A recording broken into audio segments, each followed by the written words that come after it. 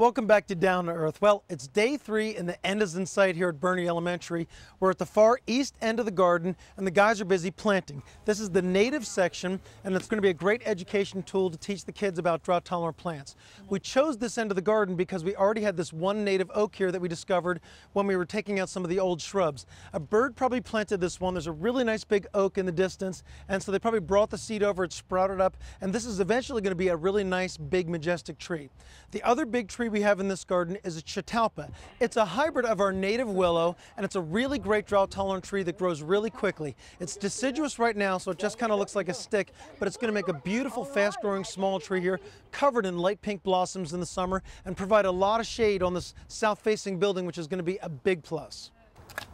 A great spot to put in a native garden is really any area of your garden where it doesn't get a lot of water and maybe it's not being used and it's being poorly maintained. A school down in Lemon Grove had such an area and they turned it into a wonderful educational native garden. Let's head over there now and take a look. Be picking one plant. Now at first glance, this might actually look like a summer camp up in the mountains, but we're actually at Monterey Heights School in the middle of a math and science class. Today's lesson is to use the wildlife habitat as a laboratory to practice some math skills and some science skills to get the kids used to how important it is to be able to estimate the width and height of something to use it in an observation. So they brought their rulers out and they brought their paperwork out in order to write down some ideas they had about their plants. But there wouldn't be any students out here if it hadn't have been for Maxine Clark's idea to take an unused area of the campus and convert it into a California native demonstration garden. Yours is going to be a different size. In fact, all 3 of them are going to be a little different sizes. Excellent. They have found that if you can take a child out into the natural world and apply some things they're learning in their classroom lives, that actually it makes more sense what they're learning and test scores go up.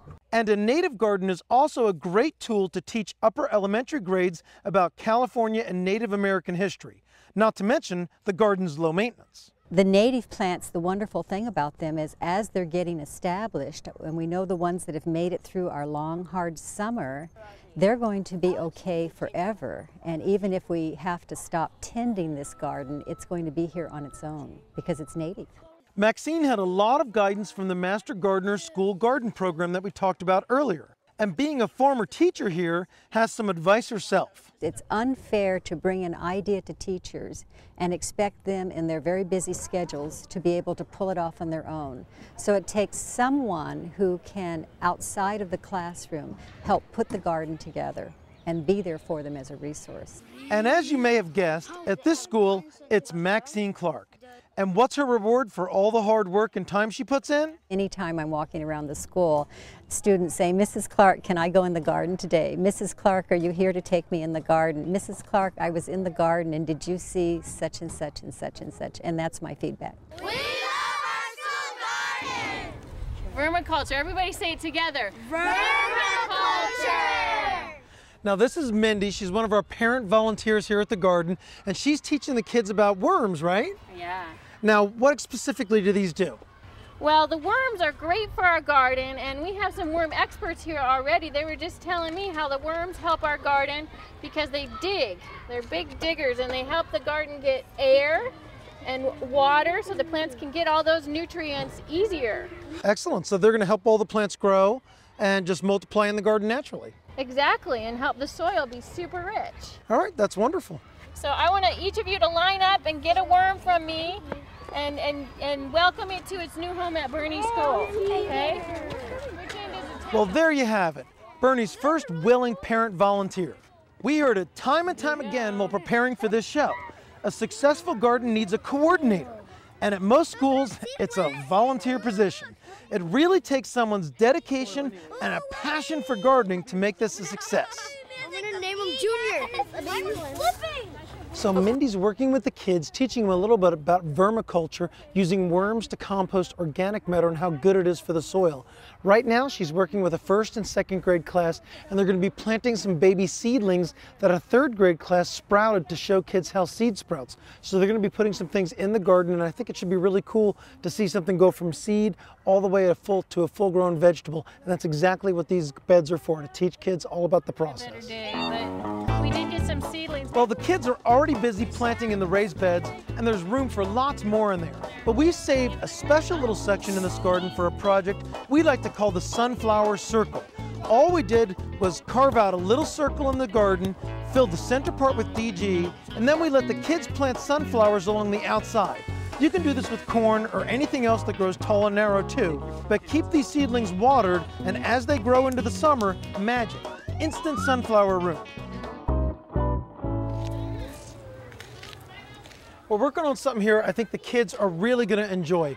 We started with a weeping mulberry tree, which is cool enough in itself. Kids love weeping trees. But what we're going to do is make it into a weeping mulberry house. What we're going to do is build a little bamboo structure around it, and then we're going to extend all these weeping branches out so they come down. We're going to create a door at this end, and the kids are going to be able to go inside. And when it's all leafed out in the summer, it's going to be this really cool spot to sort of get away from the sun and have your little tea party or something. So kind of cool for the kids. I think they're really going to like it. As we finish up our mulberry house, I can honestly say that I've had a great time here transforming this landscape strip into a garden for the kids. If we can teach the younger generations about where their food comes from and how to save water by making better landscaping choices, there's plenty of hope for our future.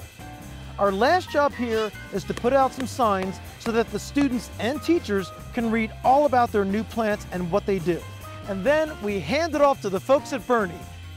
Now remember, when we started, this was a big, long, boring green strip. Now there's paths, excitement at every turn, and I think the kids are really going to get a lot of educational value out of this garden for years to come. Wow, that's great. It's not every day I get a new t-shirt when I finish a landscape job. Well, it's how we can say thank you for this incredible job that you guys have done for us and for our school. Well, we're really happy to put the garden in, and I think it's going to bring a lot of joy to the kids. I think they're going to learn a lot too. Well, and I hope it's inspired you all out there to work in your gardens, educational or not. What do you think, guys? Are you ready to take a look at the gardens? Yeah! All right, let's go take a look. Well, that's about all we have time for this month. See us next time on Down to Earth. I think let's do the mulberry tree first. What do you think?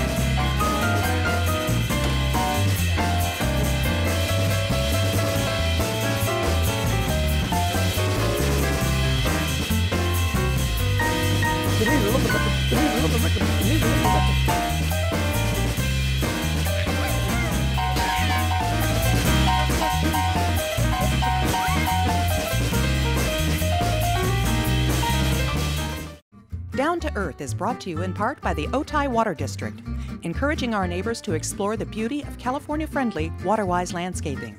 And by Healthy Garden, Healthy Home, improving water, improving lives. For more information, visit projectcleanwater.org.